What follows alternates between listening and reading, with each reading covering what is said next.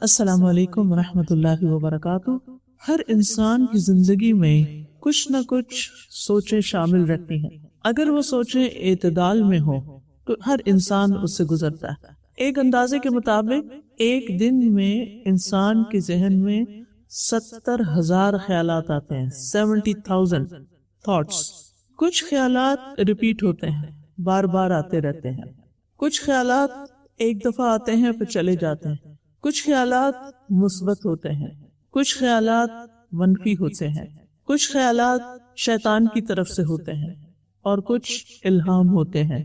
لہذا ہم میں سے ہر شخص کو اپنے اوپر چیک رکھنا چاہیے اور اس بات کی تمیز رکھنی چاہیے کہ اس کے لیے کون سے خیالات فائدہ مند ہیں اور کون سے خیالات نقصان دہ ہیں، کون سے خیالات اچھے ہیں اور کون سے خیالات برے ہیں، اور کون سے خیالات شیطان کے وسوسے ہیں۔ لہذا جیسے ہمارے دین نے ہمیں اور بہت سی چیزوں کے بارے میں سکھایا ہے، زندگی کے ہر معاملے کے بارے میں ہمیں تعلیم دی ہے، اسی طرح ہمارے دین نے ہمیں خیالات کو کیسے مینج کریں، اور اس میں خاص طور پر وہ خیالات جو وسوسے ہوتے ہیں، جن کی کوئی بنیاد نہیں ہوتی، جو بعض اوقات بدگمانیاں ہوتے ہیں اور بعض اوقات پریشان کن خیالات ہوتے ہیں، ان سے کیسے نپٹا جائے، اس کے بارے میں بھی ہمیں تعلیم دی ہے اور اس کا علاج بھی بتایا۔ تو یہ کتاب چونکہ شفا کی دعائیں ہیں، اور شفا جسمانی بھی چاہیے، روحانی بھی چاہیے، ذہنی بھی چاہیے اور جذباتی بھی چاہیے۔ ہم میں سے ہر ایک کو یہ ہر طرح کی شفا چاہیے ہوتی ہے، اور شفا اللہ سبحانہ تعالیٰ کے ہاتھ میں ہے۔ اللہ سبحانہ تعالیٰ کے ایک نام الشافی بھی ہے، شفا دینے والا، اور ابراہیم علیہ السلام نے کہا تھا وَإِذَا مَرِضْتُ فَهُوَ يَشْفِينِ، کہ جب میں بیمار ہوتا ہوں تو وہ مجھے شفا دیتا ہے۔ لہٰذا ہم سب اللہ تعالیٰ سے دعا کریں کہ اللہ تعالیٰ ہمیں مکمل ہر طرح کی شفا سے نوازے اور ہماری تمام بیماریاں دور فرما دے۔ تو آئیے دیکھتے ہیں کہ اس سلسلے میں قرآن مجید میں کیا تعلیم ملتی ہے۔ اور اگر شیطان کی طرف سے آپ کو کوئی وسوسہ آئے تو اللہ کی پناہ مانگ لیجئے، بے شک وہ خوب سننے والا، خوب جاننے والا ہے۔ بے شک اس کا کوئی زور ان لوگوں پر نہیں چلتا جو ایمان لائے اور اپنے رب پر توکل کرتے ہیں۔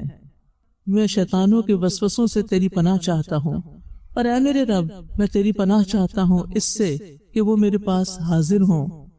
میں اللہ کی پناہ لیتا ہوں جو خوب سننے والا اور خوب جاننے والا ہے، شیطان مردود سے، اس کی اکساہٹ، اس کی پھونک اور اس کے وسوسے سے۔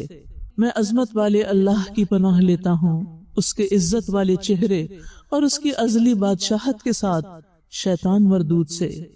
میں اللہ کی تمام کلمات کے ساتھ اس کے غضب اور اس کے بندوں کے شر سے پناہ چاہتا ہوں، اور شیطان کے وسوسوں اور اس سے کہ وہ میرے پاس حاضر ہوں۔ اللہ سب سے بڑا ہے، اللہ سب سے بڑا ہے، اللہ سب سے بڑا ہے۔ تمام تعریف اللہ کے لیے ہے جس نے اس شیطان کی چال کو وسوسے تک محدود رکھا، یعنی اس کو یقین اور عمل کا حصہ نہیں بننے دیا۔ وہی اول بھی ہے اور آخر بھی، ظاہر بھی ہے اور پوشیدہ بھی، اور وہ ہر چیز کو جاننے والا ہے۔ آپ کہہ دیجئے میں پناہ لیتا ہوں انسانوں کے رب کی، انسانوں کے بادشاہ کی، انسانوں کے معبود کی، وسوسہ ڈالنے والے کے شر سے جو بار بار پلٹ کر آتا ہے۔ جو لوگوں کے سینوں میں وسوسہ ڈالتا ہے وہ جنوں میں سے ہو یا انسانوں میں سے۔ اور اگر شیطان کی طرف سے آپ کو کوئی وسوسہ آئے تو اللہ کی پناہ مانگ لیجئے، بے شک وہ خوب سننے والا، خوب جاننے والا ہے۔ یہ سورۃ فصلت کی آیت ہے، اور اس میں واضح طور پر بتایا گیا ہے کہ شیطان انسان کے دل میں وسوسے ڈالتا ہے۔ وسوسہ کیا ہے؟ وسوسہ کا مطلب ہے برے یا ناپسندیدہ خیالات، برے خیالات یا ناپسندیدہ خیالات جو کسی شخص کے دل و دماغ میں آتے ہیں۔ یہ خیالات اکثر بے چینی، خوف یا شک کا باعث بنتے ہیں، یعنی ایسے خیالات جو انسان کو بے چین کر دیتے ہیں، پریشان کر دیتے ہیں، خوف میں مبتلا کر دیتے ہیں۔ تو موجودہ دور میں جہاں بہت سی ذہنی اور قلبی ایسی بیماریاں ہوتی ہیں، وہاں وسوسوں کا آنا ایک بہت ہی خطرناک بیماری ہے۔ یعنی تھوڑے بہت تو آتے ہی ہیں ہر شخص کے اندر، لیکن کثرت سے ایسے خیالات کا آنا کہ جو انسان کو مستقل طور پر غم میں، خوف میں، پریشانی میں، انزائٹی میں مبتلا رکھے، تو یہ سراسر شیطان کی طرف سے ہوتے ہیں۔ اور یہ نہ صرف یہ کہ ایک بیماری ہے، بلکہ بہت بڑی آزمائش اور بہت بڑی آفت بھی ہے۔ شیطان ہمارے دل میں دو چیزیں خاص طور پر ڈالتا ہے، ایک شکوک و شبہات اور دوسرے شہوات یعنی خواہشات۔ اور خواہشات جو ہیں وہ نفس کی طرف سے بھی ہوتی ہیں اور شیطان کے ڈالنے سے بھی ہوتی ہیں۔ یہ وسوسے کبھی تو انسان کے عقیدے کے بارے میں ہوتے ہیں، مثلا اللہ سبحانہ تعالیٰ کے بارے میں برے گمان، کیا وہ موجود بھی ہے یا نہیں، اللہ کو کس نے پیدا کیا۔ کبھی یہ عبادات کے بارے میں ہوتے ہیں، جیسے طہارت کے بارے میں بعض لوگوں کو وسوسے آتے ہیں کہ وہ پاک ہی نہیں، وہ جتنا چاہے نہا دھو لیں، وضو کر لیں، وہ وضو کرتے ہی چلے جاتے ہیں، واش روم سے نکلتے ہی نہیں ہیں، کیونکہ شیطان بار بار ان کے دل میں وسوسہ ڈالتا ہے کہ وہ پاک نہیں ہوئے۔ ان کے اندر شک رہتا ہی ہے، ان کا شک کبھی یقین میں نہیں بدلتا کہ وہ واقعی جو نماز پڑھ رہے ہیں وہ قبول ہوئی ہے، اور اس طرح وہ ان کو اللہ سبحانہ تعالیٰ سے بہت دور لے جاتے ہیں۔ اللہ کا وہ ذکر نماز کی شکل میں جو انسان کے لیے کئی بیماریوں کا علاج ہے، اطمینان کا سبب ہے، ان وسوسوں کی وجہ سے وہ مقصد حاصل نہیں ہو پاتا اور وہ اطمینان بھی نہیں ملتا۔ اسی طرح بعض اوقات صرف وہمی طور پر یہ سوچنا کہ مجھے فلاں بیماری ہے، یعنی انسان کے ذہن میں کچھ اس طرح کے خیالات آتے ہیں کہ میرے اندر یہ خرابی ہے، یہ بیماری ہے، یا یہ کہ کہیں مجھے کینسر نہ ہو جائے، کہیں میں پاگل نہ ہو جاؤں، یعنی بار بار ایسے خیالات کا آنا۔ اسی طرح بعض لوگوں کے دلوں پر اتنا شیطان کا تسلط ہوتا ہے کہ وہ خوف، حسرت، ندامت، غم، تنگی، بے چینی، پریشانی کی وجہ سے خودکشی پر بھی آمادہ ہو جاتے ہیں۔ یعنی ان وسوسوں کی کثرت اتنی بری چیز ہے کہ جو انسان کو اپنے آپ کو ختم کر دینے پر بھی آمادہ کر دیتی ہے۔ اور اگر دیکھا جائے تو بہت سی جو خودکشیاں ہوتی ہیں، یہ سوئسائڈ ہوتی ہیں، اس کے پیچھے یہ وسوسے ہی ہوتے ہیں جو شیطان مستقل طور پر لوگوں کے دلوں میں ڈالتا ہے۔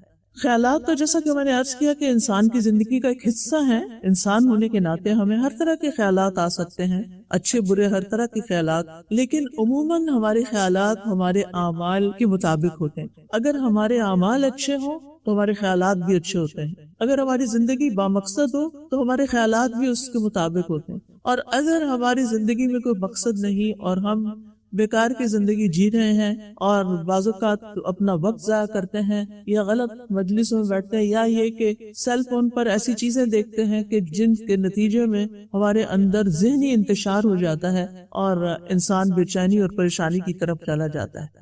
جہاں تک ایک عام انسان کے دل میں وسوسہ آنے کا تعلق ہے، یعنی ہر انسان کے دل میں آتا ہے، تو وہ کمزور ایمان کی دلیل نہیں ہوتا۔ یعنی بعض لوگ سمجھتے ہیں کہ اگر ہمیں اللہ تعالیٰ کے بارے میں ذہن میں کوئی ایسا برا خیال آ گیا ہے تو شاید ہم اب مسلمان ہی نہیں رہے اور ہمارا تو ایمان ہی ختم ہو گیا، یا یہ کہ شاید ہمارا ایمان کمزور ہے جس کی وجہ سے ہمارے ساتھ ایسا ہو رہا ہے۔ لیکن معاملہ اس کے بالکل برعکس ہے۔ ایسے وسوسے جو کبھی کبھار آئیں لیکن وہ بہت برے، وہ ایمان کی دلیل ہیں، کیونکہ چور وہی ڈاکہ ڈالتا ہے جہاں کوئی خزانہ ہوتا ہے۔ تو جس کے دل میں ایمان ہوتا ہے تو شیطان کو وہ بہت برا لگتا ہے، وہ چاہتا ہے کہ وہ اس پر حملہ کرے اور اس ایمان کو ختم کر کے رکھ دے۔ اسی کے بارے میں ایک روایت آتی ہے، ابو ہریرہ رضی اللہ عنہ سے روایت ہے، وہ کہتے ہیں کہ نبی صلی اللہ علیہ وسلم کے صحابہ میں سے کچھ لوگ حاضر ہوئے اور آپ سے پوچھا، ہم اپنے دلوں میں ایسی چیز محسوس کرتے ہیں کہ ہم میں سے کوئی ان کو زبان پر لانا بہت سنگین سمجھتا ہے۔ آپ نے پوچھا، کیا تم نے واقعی اپنے دلوں میں ایسا محسوس کیا؟ واقعی ایسا ہوتا ہے تمہارے ساتھ؟ تو انہوں نے عرض کیا، جی ہاں۔ آپ نے فرمایا، یہی صریح ایمان ہے، یعنی اگر تمہارے دل میں کبھی کبھار ایسے خیالات آ جاتے ہیں تو یہ ایمان کی علامت ہے۔ لیکن جس شخص کے اندر ایمان نہیں ہوتا اس کو بھی وسوسے آتے ہیں، اور وہ وسوسے اس کو گمراہی کی طرف لے جاتے ہیں۔ مومن کو جب وسوسہ آتا ہے تو وہ پریشان ہوتا ہے اور وہ اس کا علاج سوچتا ہے، لیکن غیر مومن کو جب یہ وسوسہ آتا ہے تو پھر وہ اس کے پیچھے چل پڑتا ہے اور اس کو حقیقت سمجھ لیتا ہے، اس کا خیال اس کا یقین بن جاتا ہے، اور پھر اس کے مطابق اس کا طرز زندگی ڈھل جاتا ہے، جس سے وہ ایمان سے بہت دور چلا جاتا ہے۔ تو وسوسوں کو قبول نہیں کرنا چاہیے اور ان کی طرف دھیان بھی نہیں دینا چاہیے۔ یعنی ان وسوسوں کا سمپل علاج کیا ہے کہ ان کی طرف دھیان نہ دیں، ان کو فالو نہ کریں. یعنی اگر ذہن میں خیال آیا تو اس کو جھٹک دیں، اپنے ذہن کو کسی اور طرف لے جائیں، اس کے بالکل اپوزٹ لے جائیں. مثلا اگر اللہ تعالیٰ کے بارے میں کوئی خیال آیا کہ پتہ نہیں وہ ہے بھی کہ نہیں، ایسے لوگ کہتے ہیں، تو آپ فوراً کہیں آمنت باللہ، میں اللہ پر ایمان رکھتا ہوں، میں اللہ سے محبت کرتا ہوں، یہ کائنات کس نے بنائی ہے؟ یہ اللہ نے بنائی. یعنی ایسی باتیں سوچے کہ جس سے اس کا ایمان مضبوط ہو. اور پھر اسی طرح یہ کہ کثرت سے اللہ کا ذکر شروع کر دیں، کوئی بھی ذکر آمنت باللہ کہہ کر. اگر وہ زیادہ دیر بار بار آ رہا ہے اور دن میں کئی دفعہ آنا شروع ہو گیا ہے، اچانک ہی کوئی ایسی چیز چمڑ گئی، تو پھر ذکر کی کثرت کر دیں، دعا کریں اپنے لیے. اور دعائیں انشاءاللہ ہم اس چیپٹر میں پڑھیں گے کہ وسوسے آنے پر کون سی دعائیں پڑھی جاتی ہیں. اور اسی طرح درود شریف پڑھنا شروع کر دیں تاکہ اللہ تعالیٰ کی رحمت آئے.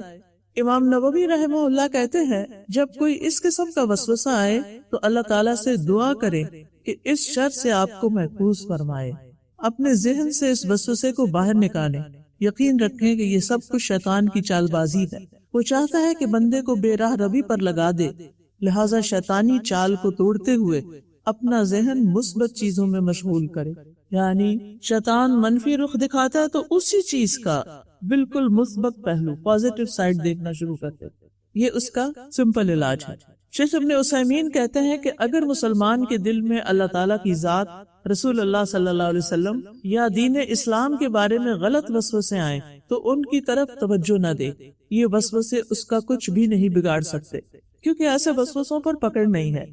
حدیث میں آتا ہے، سنن ابن ماجہ کی روایت ہے، ابو ہریرہ کہتے ہیں کہ رسول اللہ صلی اللہ علیہ وسلم نے فرمایا، بے شک اللہ نے میری امت سے ان کے دلوں میں آنے والے وسوسے معاف کر دیے.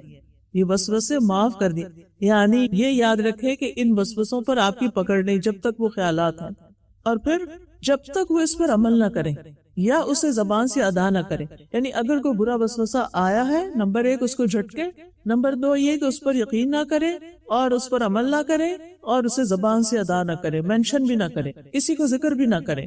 اور اسی طرح حدیث میں آتا ہے وہ کام بھی معاف کر دیے گئے جس پر وہ مجبور کر دیے جائیں. یعنی ایک شخص نے willingly غلط کام نہیں کیا لیکن اس کے اوپر جبرن مسلط کر دیا گیا. آپ نے لفظ سنا ہوگا زنا بالجبر، کہ بعض عورتوں کو کڈنیپ کر لیا جاتا ہے اور ان کے ساتھ پھر برا سلوک کیا جاتا ہے، تو اس میں اس عورت کو کوئی گناہ نہیں ملے گا جس کے ساتھ زیادتی ہوئی.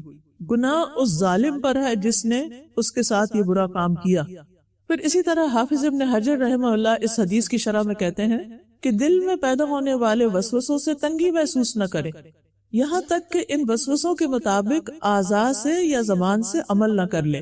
اور وسوسے سے مراد دل میں آنے والے پراگندہ خیالات ہیں جن کی طرف قلبی میلان بھی نہیں ہوتا، یعنی انسان چاہتا ہی نہیں کہ اس کے اندر ایسے وسوسے آئے، اور نہ ہی ایسے خیالات انسان کے دل میں جگہ بنانے میں کامیاب ہوتے ہیں. یعنی وہ آتے اور نکل جاتے ہیں. آپ نے دیکھا ہوگا کہ زندگی میں کسی نہ کسی موڑ پر آپ کے اندر بھی کوئی ایسے خیالات یا ایسے وسوسے آئے ہوں گے، لیکن ود ٹائم پھر کیا ہوا، نکل گئے، آپ کو یاد بھی نہیں رہا.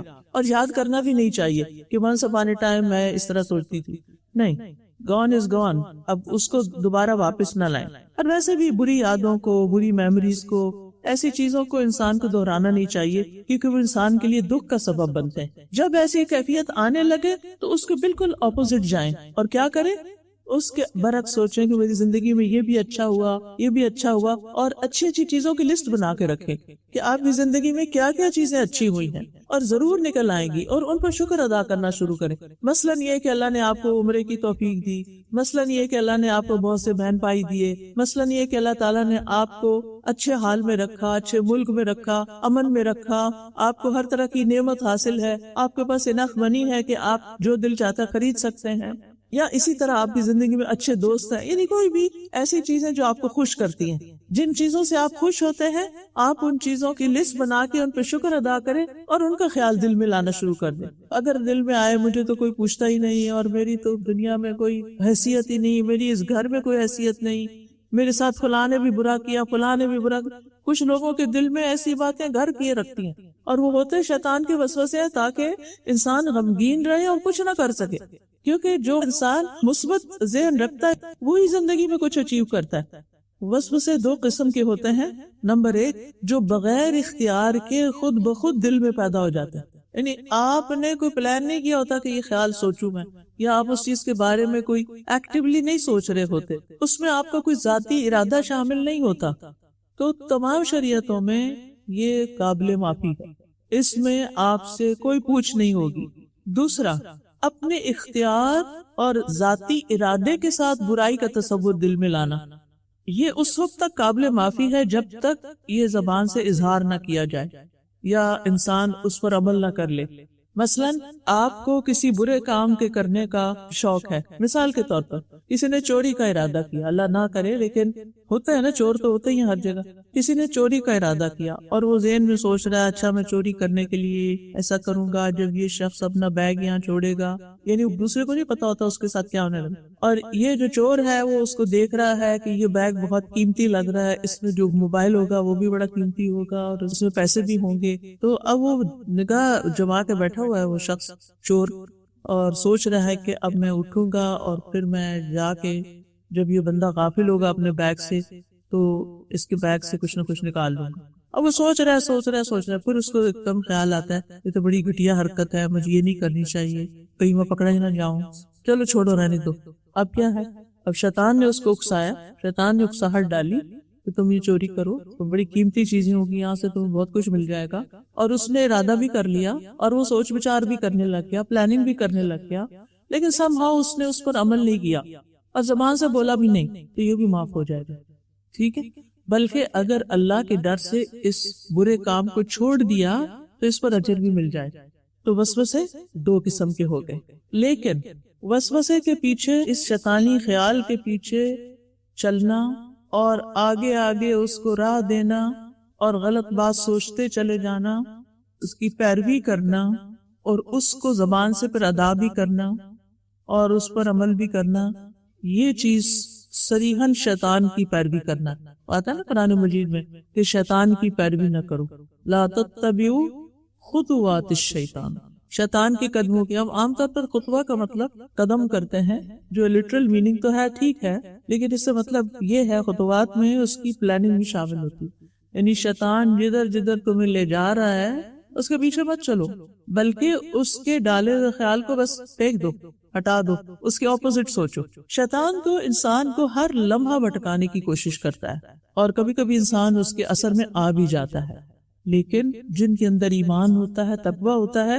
ان کو شیطان کی یہ کارروائی سمجھ آ جاتی، وہ شیطان کے حملے کو محسوس کر لیتے ہیں۔ سورۃ الاعراف میں آتا ہے ان الذین اتقوا اذا مسهم طائف من الشیطان تذکروا فاذا هم مبصرون، بے شک وہ لوگ جنہوں نے تقوی اختیار کیا، جب انہیں شیطان کی طرف سے کوئی خیال چھو بھی جاتا ہے، ٹچ بھی کرتا ہے، ان کے دل میں آتا ہی ہے، تذکروا، تو وہ ایک دم متنبہ ہو جاتے ہیں، ہوش میں آ جاتے ہیں، اوہ یہ تو شیطان بہکا رہا ہے مجھے، اور وہ اللہ کو یاد کرنے لگتے ہیں، پھر تذکروا کا ایک مطلب ذکر کرتے ہیں، فَإِذَا هُمْ مُبْصِرُونَ، تو وہ صاف صاف دیکھنے لگتے ہیں، ان کو معاملے کی حقیقت سمجھ آ جاتی ہے کہ یہ میرے ساتھ کیا ہونے لگا تھا، اور پھر وہ اس سے نکل جاتے ہیں۔ یہاں پر لفظ آپ دیکھیے، مسہم، وسوسہ نہیں کہا گیا بلکہ طائف کہا گیا۔ طائف کا لفظ طواف سے ہے۔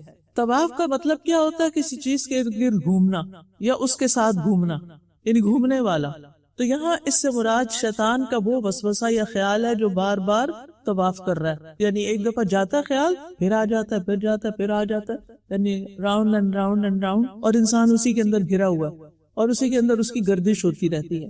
تو جو ہی ایسا کوئی خیال ایک دفعہ آیا، وہ چکر لگا کے پھر آیا، وہ کہتے ہیں یہ کیا ہوا، پھر ہو گیا میرے ساتھ، تو وہ فوراً الرٹ ہو جاتے ہیں۔ تذکروا کا مطلب کیا؟ نصیحت پکڑ لیتے ہیں، الرٹ ہو جاتے ہیں، اور پھر ان کو سمجھ آ جاتی، اور جب وہ سمجھ جاتے ہیں تو پھر وہ اس کے خلاف چلتے ہیں۔ لہذا شیطانی وسوسوں کے خلاف چلنے والے کے لیے بڑا اجر ہے۔ سلسلہ صحیحہ کی ایک طویل حدیث ہے، بڑی مزے کی۔ ان احادیث کی روشنی میں نا آپ آئینہ دیکھ سکتے ہیں، اپنے آپ کو پرکھ سکتے ہیں۔ رسول اللہ صلی اللہ علیہ وسلم نے فرمایا، بے شک آدم کے بیٹے کو گمراہ کرنے کے لیے شیطان اس کے مختلف راستوں میں گھات لگا کر بیٹھ گیا، بس وہ اس کے اسلام کے راستے پر بیٹھ کر مسلمان ہونے والے کو کہتا ہے، کیا تم اسلام قبول کرو گے اور اپنے آباء و اجداد کے دین کو چھوڑ دو گے؟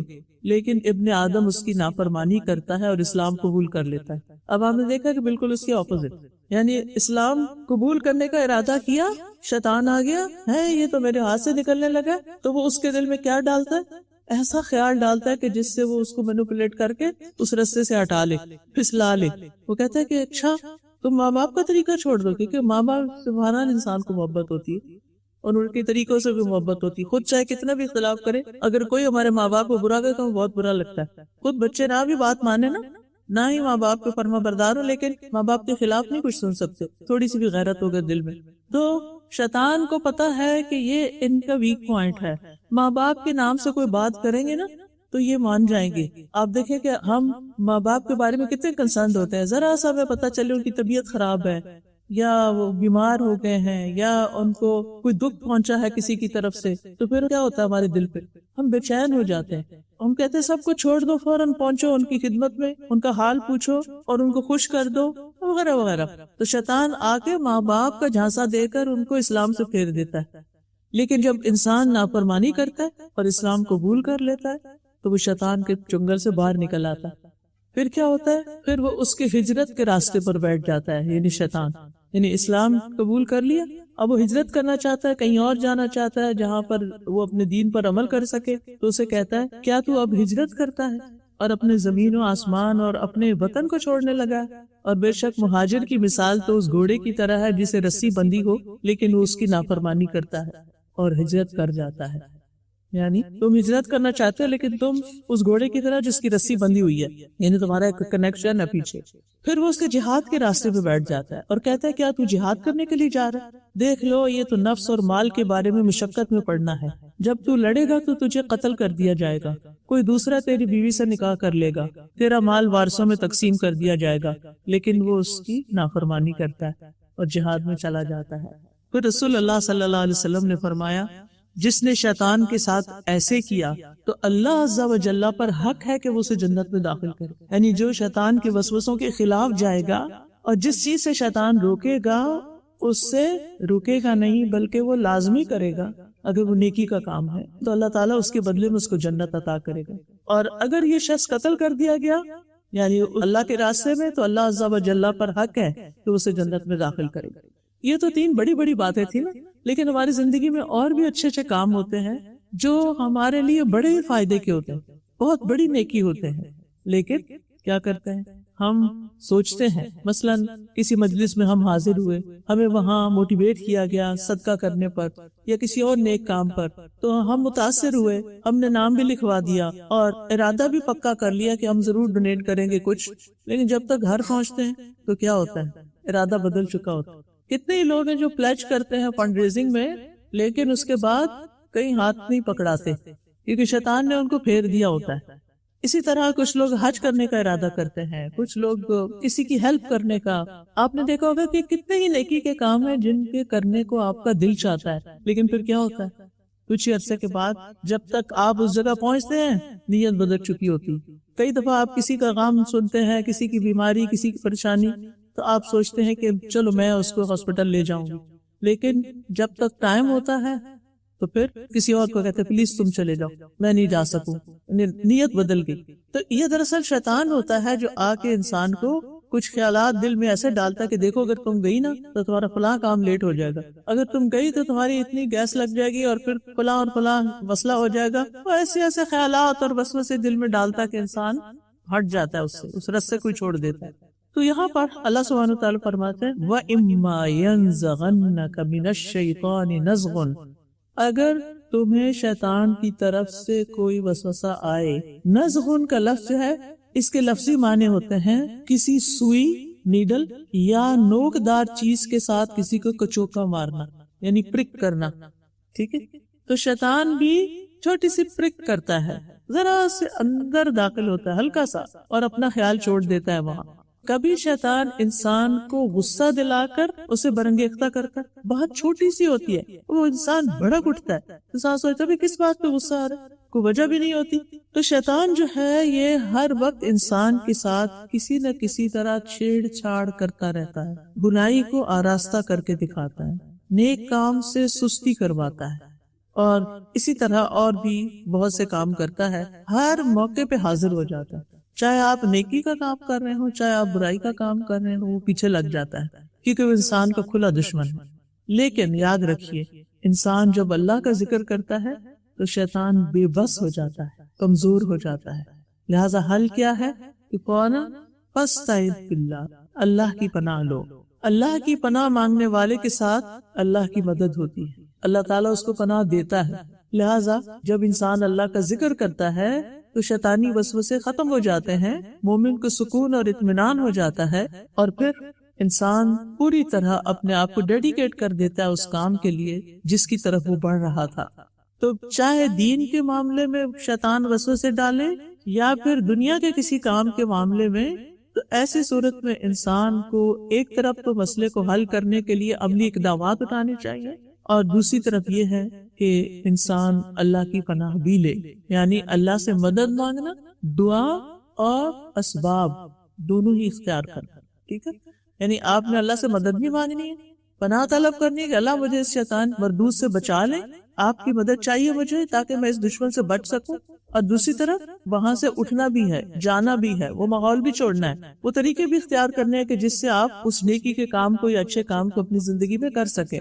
تو بہرحال وسوسہ جو ہے یہ ایک بڑی آفت ہے، خطرناک بیماری ہے، برے خیالات کا نام ہے، اور سائیکالوجی میں سے OCD کا نام دیا جاتا ہے عام طور پر، obsessive compulsive disorder اس کو کہتے ہیں، اور اسے ایک نفسیاتی بیماری بھی سمجھا جاتا ہے جب زیادہ obsession سا ہو جاتا ہے انسان کو، ہر وقت وہی سوچ رہا ہے. اور عموماً آپ نے دیکھا ہوگا کہ طہارت کے معاملے میں کئی لوگوں کو اس طرح کی مشکل ہو جاتی ہے کہ وہ استنجا کرتے رہتے ہیں، وضو کرتے رہتے ہیں، پانی کھولے رکھتے ہیں، گھنٹوں ہاتھ دھوتے رہتے ہیں، اور ان کے ہاتھ بعض اوقات ان کی سکن تک ادڑ جاتی ہے دھو کے، لیکوڈ لگا کے. مجھے پرسنلی ایسے لوگوں کو دیکھنے کا موقع ملا. تو یہ ایک واقعی بیماری ہے، لیکن عموماً اس کا علاج یا دوا سے یا اور تھراپی سیشنز وغیرہ سے کیا جاتا ہے، لیکن اس کا علاج ہمارے دین میں بھی ہے، اور وہ ہے وسوسوں کا علاج کرنا. جو بھی دعائیں بتائی جائیں اور جو بھی سوچ دی جائے اس کے مطابق کام کرنا، یعنی وسوسوں کا علاج ہمارے دین میں موجود ہے.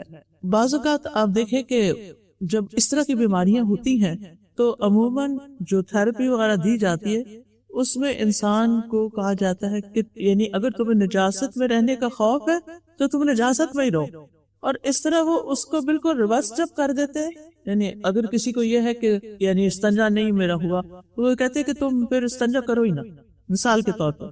تو یہ حل نہیں ہے کہ انسان اپنی بیماری کا علاج کس میں کرے، اسی بیماری میں رہنے میں کرے، یہ تھوڑی ہوتا ہے. اور اس کو وہ تھراپی کا نام بھی دیتے ہیں بعض اوقات، کہ جس چیز کا خوف آتا ہے وہی کرتے رہو. ہو سکتا ہے کچھ چیزوں میں یہ فائدہ مند بھی ہو، لیکن جہاں دین کا معاملہ ہے، ایمان کا، طہارت کا، ان چیزوں میں یہ طریقہ اختیار نہیں کرنا چاہیے. کبھی وسوسے مستقبل کے خوف سے آتے ہیں کہ فیوچر میں ہمارے ساتھ کیا ہوگا، کبھی انسانوں کے بارے میں دل میں وسوسے آتے ہیں. مثال کے طور پر کچھ مردوں کو اپنی بیوی پہ شک ہو جاتا ہے، یہ پاک دامن نے، یا یہ کہ اس کے کسی سے تعلقات ہے. وائس ورسا بھی کچھ عورتوں کو ہر وقت شک رہتا ہے اپنے شوہروں پر، اس کی کوئی حقیقت بھی نہیں ہوتی، کیونکہ شیطان دونوں کے درمیان تعلق کو خراب کرنا چاہتا ہے. لہٰذا کیا ہوتا ہے، بیوی کے دل میں شوہر کے خلاف باتیں، شوہر کے دل میں بیوی کے خلاف. اب وہ جو بدگمانیاں ہوتی ہیں، وسوسہ چونکہ بار بار آتا ہے، وس اس کا جو سٹرکچر ہے ورڈ کا وہ بھی اسی سے. اب وہ ایک دفعہ تو آنا نہیں، بار بار حتیٰ کہ انسان اس میں یقین کر لیتا، اور پھر اس کے بعد شک، اور پھر تجسس، اور پھر ایک دوسرے پر الزام تراشی، اور پھر یہ کہ غصے کا اظہار، پھر لڑائی جھگڑے، اور پھر ایک دوسرے کو چھوڑ دینا، ایک دوسرے سے علیحدگی اختیار کر لینا، حتیٰ کہ دونوں کے درمیان جدائی ہو جاتی. اور اگر دیکھا جائے تو حقیقت کچھ بھی نہیں تھی. تو شیطان چونکہ دشمن ہے، دشمن کا کیا کام ہوتا ہے، وہ آپ کو خوش نہیں دیکھ سکتا، وہ آپ کے گھر میں اتفاق نہیں دیکھ سکتا. تو چھوٹی چھوٹی باتوں پر شک نہیں کرنا چاہیے. اور بعض لوگ جس سے میں نے عرض کیا کہ ان کو اتنے منفی خیالات آتے ہیں کہ وہ خودکشی تک کر دیتے ہیں. پھر اسی طرح یہ بات بھی یاد رکھی جائے کہ شیطان انسان پر کب مسلط ہو سکتا ہے، جب انسان اللہ کے ذکر سے اعراض برتتا ہے، اللہ کا ذکر نہیں کرتا، تو اللہ تعالیٰ کی طرف سے حفاظت ہٹ جاتی ہے. مثلاً قرآن مجید میں آتا ہے وَمَنْ أَعْرَضَ عَنْ ذِكْرِي فَإِنَّ لَهُ مَعِيشَةً ضَنْكًا، جو میرے ذکر سے اعراض برتے گا، منہ موڑے گا، تو اس کے لیے زندگی تنگ ہوگی. وسوسے کبھی آزمائش بھی ہوتے ہیں، اور دیگر بیماریوں کی طرح ایک بیماری بھی ہوتے ہیں. تو ایسے میں انسان کو اگر کوئی دعا کام نہیں آ رہی، کوئی علاج کام نہیں آ رہا، کوئی دوا فائدہ نہیں دے رہی، تو ایسی صورت میں پھر انسان کو یہ سوچنا چاہیے کہ اس سے میری بخشش ہوگی اور میری برائیوں کا کفارہ ہو جائے گا. حدیث میں آتا ہے رسول اللہ صلی اللہ علیہ وسلم نے فرمایا مسلمان کو کوئی تکلیف اور پریشانی، بیماری، فکر، غم اور مصیبت لاحق نہیں ہوتی یہاں تک کہ اسے کانٹا بھی اگر چبھتا ہے تو اللہ تعالیٰ اس کے ذریعے اس کے گناہوں کو مٹا دیتا ہے. تو اگر یہ بیماری شدت اختیار کر گئی ہے وسوسے آنے کی تو انسان پھر بھی اللہ سے بدگمان نہ ہو اور یہ سمجھے کہ اس کے لیے اس میں بھی خیر ہے. اب وسوسے سے بچنے کے لیے کیا کرنا ہے؟ سب سے پہلے تو اللہ کی پناہ طلب کرنی ہے. وَإِمَّا يَنزَغَنَّكَ مِنَ الشَّيْطَانِ نَزْغٌ فَاسْتَعِذْ بِاللَّهِ إِنَّهُ هُوَ السَّمِيعُ الْعَلِيمُ کہ بے شک وہ خوب سننے والا، خوب جاننے والا ہے. وہ دعائیں سنتا ہے، وہ آپ کے دل کا حال جانتا ہے، لہذا اللہ کی طرف رجوع کریں. پہلا کام. دوسرا کام یہ کہ مضبوط قوت ارادی، وسوسوں کو اہمیت نہ دیں. نبی صلی اللہ علیہ وسلم نے فرمایا تم میں سے کسی کے پاس شیطان آ کے کہتا ہے کہ اس کو کس نے پیدا کیا، یہاں تک کہ یہ بھی کہتا ہے تمہارے رب کو کس نے پیدا کیا. یہ خیال کبھی آیا آپ کو کہ اللہ تعالیٰ کو کس نے پیدا کیا؟ یعنی بچے پوچھتے ہیں چھوٹے چھوٹے، جب آپ کہتے ہیں کہ یہ بھی اللہ نے بنایا، یہ بھی، تو پھر وہ اگلا سوال یہ کرتے ہیں کہ پھر اللہ تعالیٰ کو کس نے بنایا. تو نبی صلی اللہ علیہ وسلم نے فرمایا جب یہاں تک حال پہنچ جائے، انسان پر یہ حالت آ جائے تو اللہ کی پناہ طلب کرے اور باز آ جائے. بس کہے کہ نو مور کوسچنز، آگے نہیں، وہاں تک میری عقل نہیں سوچ سکتی، کیونکہ اللہ سبحانہ وتعالیٰ انسان کی عقل سے بیونڈ ہے، وہ عقل میں نہیں سما سکتا. اس لیے آپ اس مسئلے کو حل نہیں کر سکتے. ہاں جب قیامت کے دن اللہ کو دیکھیں گے تو یقین آ جائے گا. ابن حجر مکی سے پوچھا گیا کیا وسوسوں کے علاج کے لیے کوئی دوا ہے، کوئی میڈیسن ہے؟ تو انہوں نے کہا اس کی ایک بہترین دوا یہ ہے کہ آپ وسوسے سے ذہن کو مکمل طور پر کسی اور طرف مصروف کر دیں.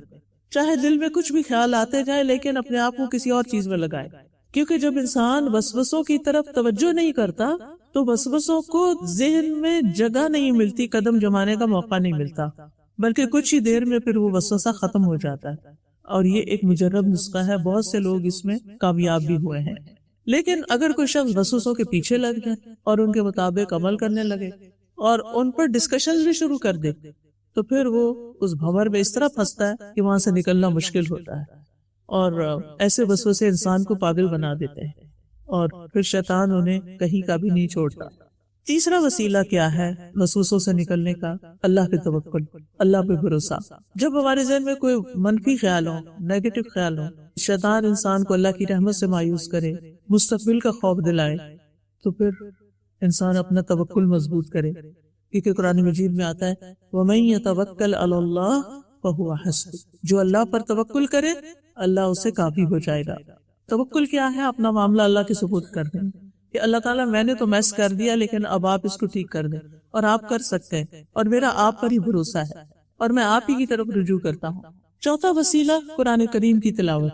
وَنُنَزِّلُ مِنَ الْقُرْآنِ مَا هُوَ شِفَاءٌ وَرَحْمَةٌ لِّلْمُؤْمِنِينَ، یہ قرآن جو ہم نازل کر رہے ہیں مومنوں کے لیے سراسر شفا اور رحمت ہے. یعنی جس شخص کو بہت وسوسے آتے ہوں، منفی خیالات آتے ہوں، اس کو چاہیے کہ قرآن کی تلاوت کی کثرت کر دے. لیکن افسوس یہ ہے کہ جب ہم ایسی بیماریوں کے شکار ہوتے ہیں تو جو پہلے پڑھتے تھے نا وہ بھی چھوڑ کے بیٹھ جاتے ہیں اور اس طرح شیطان کو اور موقع مل جاتا ہے. ہم میں سے ہر ایک کی عادت ہونی چاہیے کہ صبح فجر کی نماز کے بعد اس وقت تک کوئی اور کام نہ کرے جب تک کہ قرآن کا ایک مقرر طے شدہ حصہ نہ پڑھ لے. اور اگر آپ کہتے ہیں بچوں کو اسکول جانا ہوتا ہے، جلدی ہوتی ہے، فلاں کام ہوتا ہے، آپ پھر تھوڑا اور پہلے اٹھیں تاکہ آپ قرآن کی تلاوت کے لیے وقت نکالیں.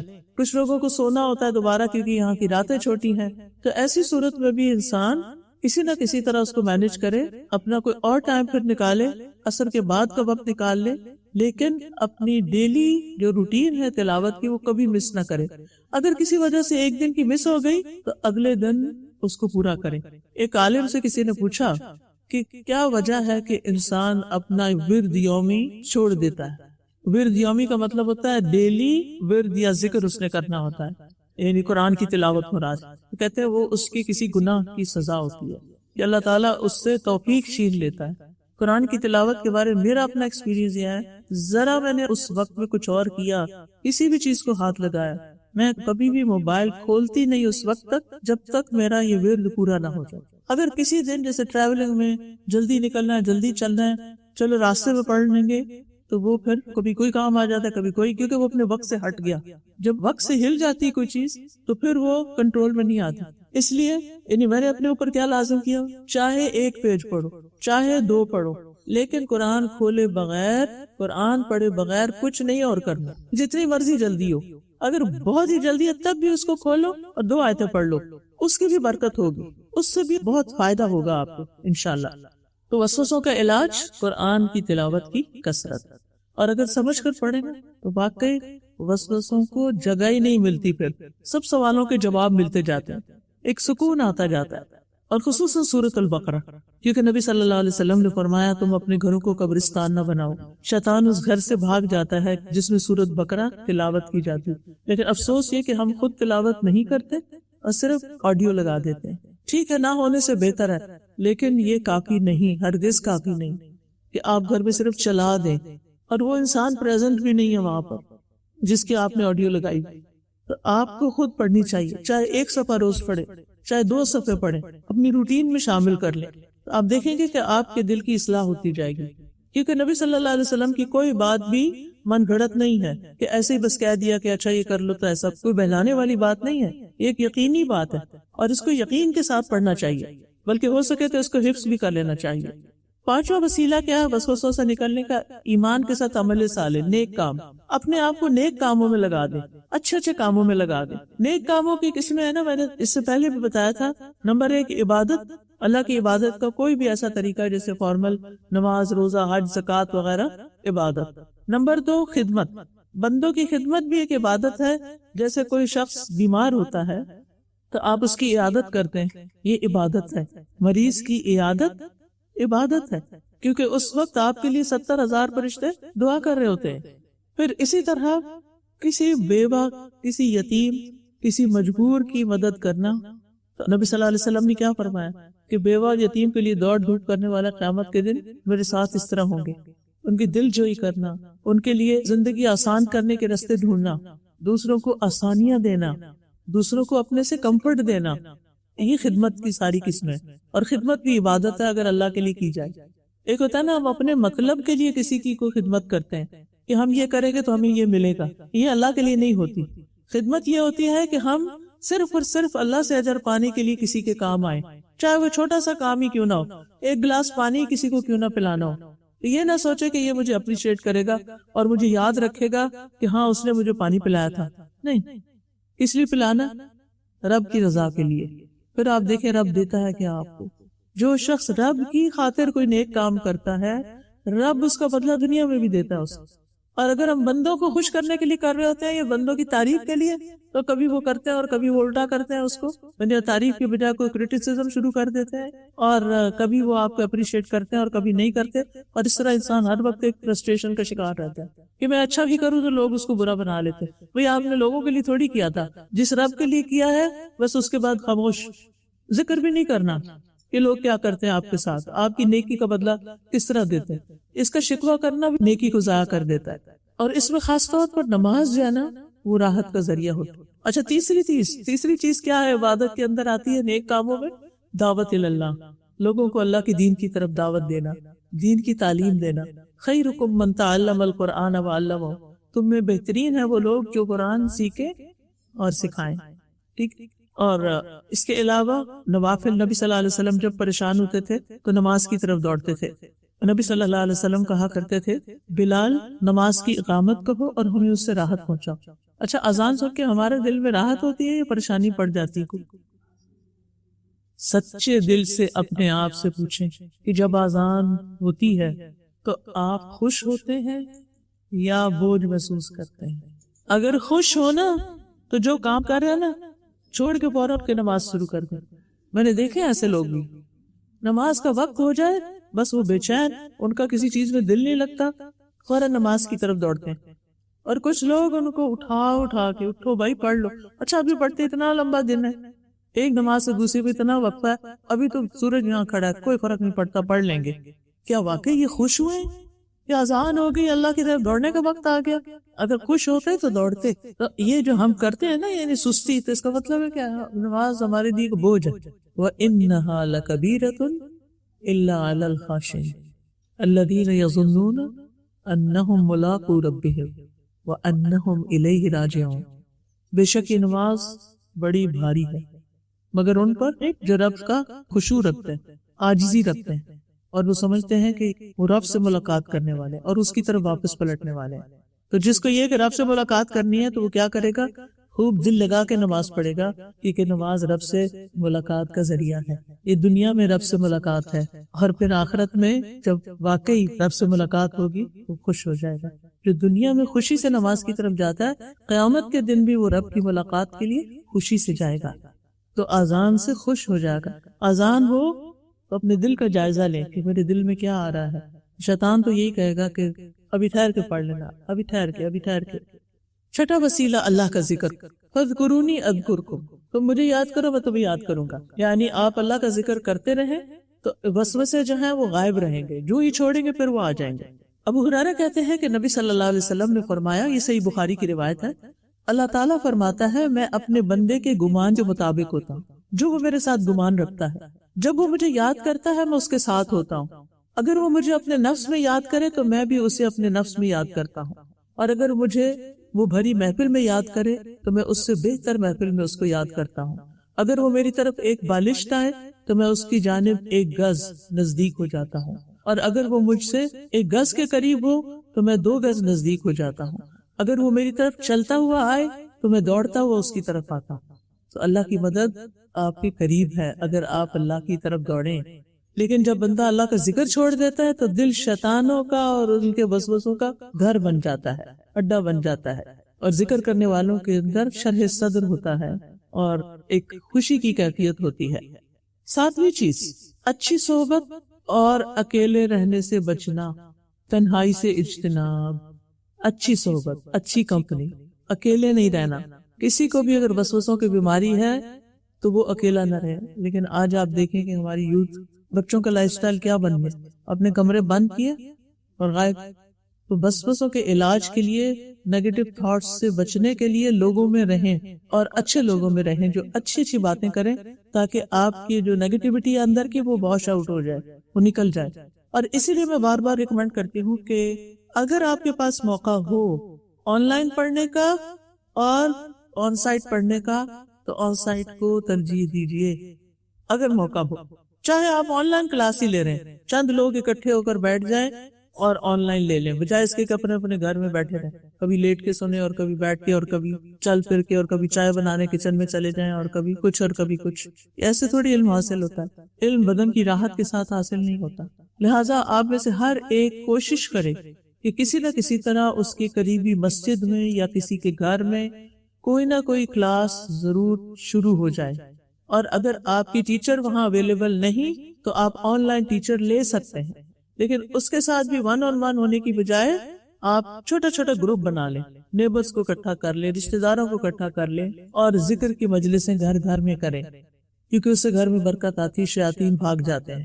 ہم اپنے گھروں کو ہر ایک کے لیے کھولتے ہیں، رشتہ داروں کے لیے، دوستوں کے لیے، لیکن جو اللہ کے مہمان ہوتے ہیں، جو گھر میں کوئی قرآن پڑھنے یا سیکھنے یا سکھانے آئے، ان کے لیے عموماً ہمارے دل تنگ پڑ جاتے ہیں کہ ابھی پھر کلینر کو بلانا پڑے گا، اتنے لوگ واش روم یوز کریں گے تو پھر کیا ہوگا.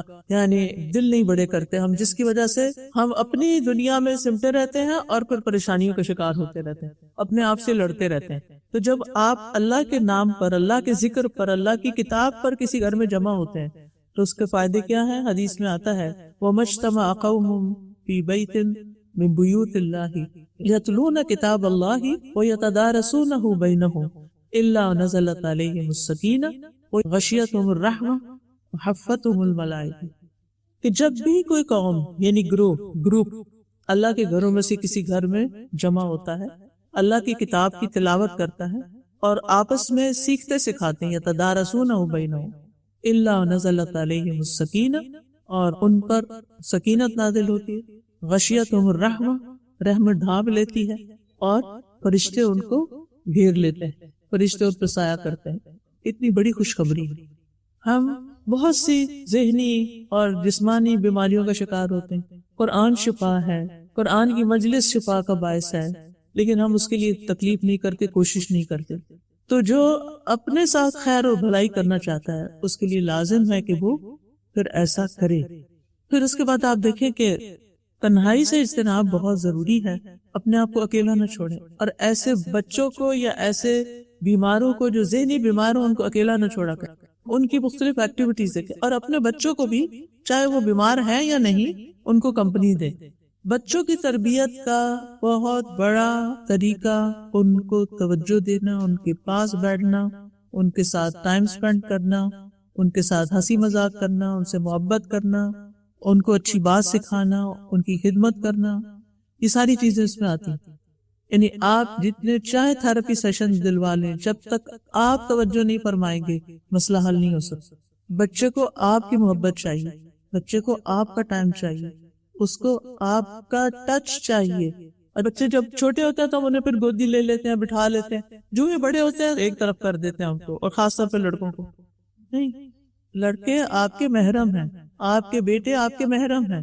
انہیں پاس بٹھائیں، ان کا ہاتھ پکڑیں، ان کا سر اپنی گودی میں رکھ لیں، ان کے بالوں میں ہاتھ پھیریں، ان کو لوری دیں، ان کو اچھی اچھی باتیں کریں، ان سے محبت کا اظہار کریں.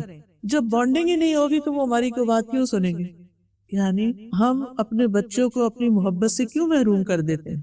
کیا قصور ہے ان بیچاروں کا؟ صرف یہ ہے کہ وہ ہماری بات نہیں سنتے. بھئی اس کی بھی وجہ معلوم کرو، کیوں نہیں سنتے؟ ہمارا بھی تو کوئی قصور ہوگا نا اگر وہ ہم سے بھاگتے ہیں. سوچیں بچے ہم سے کیوں بھاگتے ہیں؟ وہ کون سے کانٹے ہیں جو ہمارے ساتھ لگے ہوئے ہیں کہ جو ان کو چبھتے ہیں تو وہ پھر ہم سے اوائڈ کرتے ہیں اور وہ اکیلے رہنا پسند کرتے ہیں. 8ویں چیز پھر دعا آ جاتی ہے. امن یجیب المضطر اذا دعاہ ویکشف السوء. تو یہ تو تھا ایک تمہیدی بیان وسوسوں کے بارے میں، تاکہ یہ سمجھ میں آ جائے کہ وسوسے کیا ہیں اور ان سے عملی طور پر کیسے نکلنا ہے. اب دعائیں کون سی پڑھیں؟ تو سب سے پہلی دعا انی مسنی الشیطان بنصب وعذاب. بے شک شیطان نے مجھے بہت دکھ اور تکلیف پہنچائی. شیطان نے مجھے بہت دکھ اور تکلیف پہنچائی. وسوسے انسان کو واقعی بیمار کر دیتے ہیں.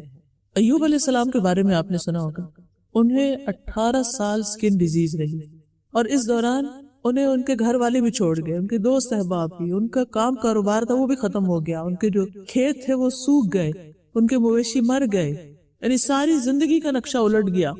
تو جس انسان کی زندگی میں اتنے نقصان آ جائیں اس کے اندر کوئی امید رہ جاتی ہے؟ اس کا کوئی اللہ سے تعلق رہ جاتا ہے؟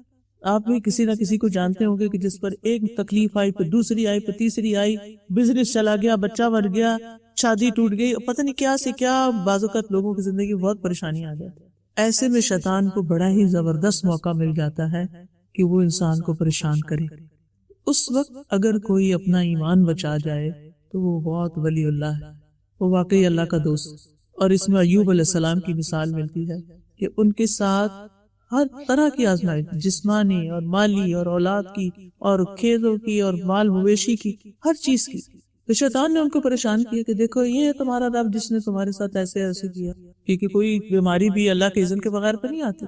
تو انہوں نے اپنا حال اپنے رب کے سامنے بیان کیا. انی مسنی الشیطان بنصب وعذاب. شیطان نے مجھے بہت دکھ اور تکلیف پہنچائی ہے.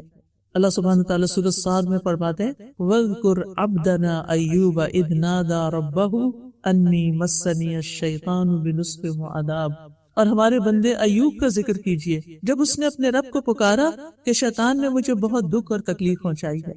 تو پھر کیا ہوا؟ 2 تکلیفیں تھی، نصب اور عذاب. نصب تھکاوٹ اور مشقت کہ میں تھک چکا ہوں اس بیماری سے. ہم کہتے ہیں میں اس بیماری سے تھک گیا ہوں، یا میں صبر کر کر کے تھک گیا ہوں، اب صبر نہیں ہو رہا، اب یہ برداشت نہیں ہو رہی. اور عذاب کہتے ہیں شدید بدنی تکلیف کو، جسم کی شدید تکلیف، فزیکل ٹارچر جس کو کہتے ہیں. تو وہ یہ نہیں کہتے کہ اللہ آپ نے مجھے یہ دکھ دیا ہے یا کچھ، وہ کہتے ہیں مجھے یہ تکلیف پہنچی ہے. یعنی وہ تکلیف، وہ تھکاوٹ اور دکھ سب پیاروں کی جدائی سے بھی پہنچا ہے، اور پھر جسمانی تکلیف بھی ہے جو اس بیماری کی وجہ سے ہے. لیکن اللہ سبحانہ تعالیٰ کو بلیم نہیں کرتے، کوئی شکوہ نہیں کرتے، صرف اپنی کیفیت کا اظہار کرتے ہیں. یہ بالکل ایسا ہی ہے جیسے موسیٰ علیہ السلام نے کہا تھا قد لقینا من سفرنا هذا نصبا، جب وہ خضر علیہ السلام سے ملنے کے لیے گئے تھے نا تو انہوں نے اپنی تھکاوٹ کا اظہار کیا تھا کہ ہمیں اس سفر میں بڑی تھکاوٹ لاحق ہو جاتی، لہذا اگر کوئی یہ کہتا ہے کہ میں اس سفر سے تھک گیا ہوں تو کوئی شکوہ نہیں ہوتا، یہ اپنی کیفیت کا اظہار ہے۔ بندوں کے سامنے تو انسان نہ ہی کہے، لیکن اللہ سبحانہ وتعالیٰ کے سامنے انسان اپنی کیفیت اور اپنی حالت کا ذکر کر سکتا ہے۔ بہرحال یہ بھی یاد رہے کہ سب سے زیادہ سخت آزمائش انبیاء پر آتی ہے، تو اللہ سبحانہ وتعالیٰ نے ان کی حالت جو پہلے ہی جانتے تھے لیکن ان کی زبان سے جب سنا تو اللہ سبحانہ وتعالیٰ نے ان پر رحمت کر دی اور حکم دیا ارکض برجلک ھذا مغتسل بارد وشراب ووهبنا له اهله ومثلهم معهم رحمتا منا وذکرى لأولی الالباب۔ اللہ تعالیٰ نے فرمایا ایوب اپنا پاؤں مارو، یہ نہانے کا اور پینے کا ٹھنڈا پانی ہے اور ہم نے اسے اپنی طرف سے بطور رحمت اس کے گھر والے عطا کیے اور ان کے ساتھ ان کی مانند مزید بھی اور عقل والوں کی نصیحت کے لیے، وذکرى لأولی الالباب، کہ بعد کے لوگ بھی اس واقعے سے سبق سیکھے، نصیحت پکڑیں۔ تو یاد رکھیے عام انسانوں پر تکلیف میں شیطان مسلط ہو جاتا ہے لیکن انبیاء پر مسلط نہیں ہو سکتا، تکلیف پہنچا سکتا ہے لیکن وہ اللہ کی رحمت سے مایوس نہیں ہوتے۔ تو بات یہ ہے کہ انسان کے اوپر اس طرح کی بہت سی کیفیات آتی رہتی ہیں اور انسان کو ایسے میں اللہ تعالیٰ کی طرف رجوع کرنا چاہیے اور اپنی حالت زار کا بول کر ذکر کرنا چاہیے، اور اسی کے بارے میں آتا ہے یعقوب علیہ السلام نے جو کہا تھا نا انما اشکو بثی وحزنی الی اللہ۔ تو جب ایسی کوئی کیفیت ہو تو کرنا کیا ہے، خلاصہ کیا ہے، اینڈ میں اس پہ کروں گی کہ آپ مجھے بتائیں کہ اگر کوئی مینٹل ہیلتھ کا ایشو ہے یا وسوسوں کا یا ذہنی کوئی خیالات کی پریشانی یا اوور تھنکنگ، کرنا کیا ہے؟ پھر اللہ کی طرف رجوع کر، دین میں حل ڈھونڈنا، قرآن کی تلاوت کرنی، اور کیا کرنا، نماز سے مدد لینی ہے، اذکار کرنے ہیں، اپنے آپ کو نیک کاموں میں لگانا ہے، اچھی صحبت اختیار کرنا، اپنے آپ کو اکیلا نہیں چھوڑنا، کیونکہ بہت سے لوگ جب کوپ نہیں کر پاتے نا کوئی مشکلات کو تو پھر کیا کرتے ہیں، سب سے چھپ جاتے ہیں، سب سے ملنا جلنا چھوڑ دیتے ہیں۔ اس کی بجائے کیا کریں، اچھے دوست بنائیں، اچھے لوگوں پہ اٹھنا بیٹھنا شروع کریں، تو پھر آپ کی انشاءاللہ تکلیفیں دور ہوگی۔ وآخر دعوانا ان الحمد للہ رب العالمین۔ سبحانک اللہم و بحمدک اشہد ان لا الہ الا انت استغفرک و اتوب الیک۔ السلام علیکم و رحمۃ اللہ وبرکاتہ۔